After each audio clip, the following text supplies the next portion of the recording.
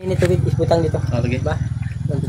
Mga guys, kabalo mo nga ang papayas tambal sa hilanat sa bata o sa dakong tao nga grabe na kay hilanat mga guys nga nagsalimuang na siya mga guys sa tungang gabi gawas lang no kay naay katumbas ani nga tambal mga guys nga makita na to sa palibot sama sa tawa-tawa ang gingon nako sa unahan kani ato 100 times na kung ibalik-balik nga ang usa ka tawa-tawa makita ra sa backyard mga guys no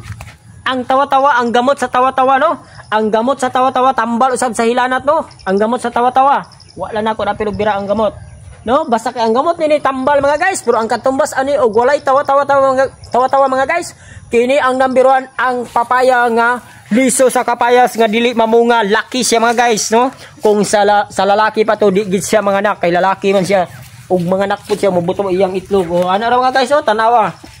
ana ra ang pagkuan binukal nga tubig mga guys imong anak i-convulsion og mayo ha ako si Dr. Quack alias Richard Gomez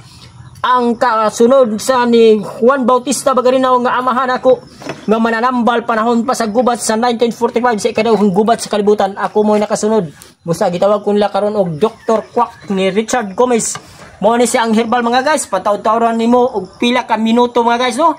okay grabe kainit ni siya no grabe kainit mga guys pero ang imong ipainom sa imong bata para di malaswa yung baba kato na pong bugnaw kay mga guys no pero sa mga dagkong tao sa taman sa makaya sa imong ginhawa no taman sa makaya kung mahimo ipabukal nimo siya sa kaldero no pero sa mga bata ayaw na lang inani ang deep kwan sa mga gagmayng bata inani ang diskarte no kung gusto sa mga dagkong tao ipabukal og mayo ang tulok ka baso himuon na lang usa ka baso ipainom sa pasyente lami siya mga guys no ang iyang baho og iyang test murag kapayas nga hilaw ako si Dr. Quack mo pa nagpakabara sa tanang mga tao sa tibok kalibutan nga ang mga naa sa atong palibot nga mga tanom gibuhat sa Ginoo para panambal ang kapayas nga laki tambal sa hilanat.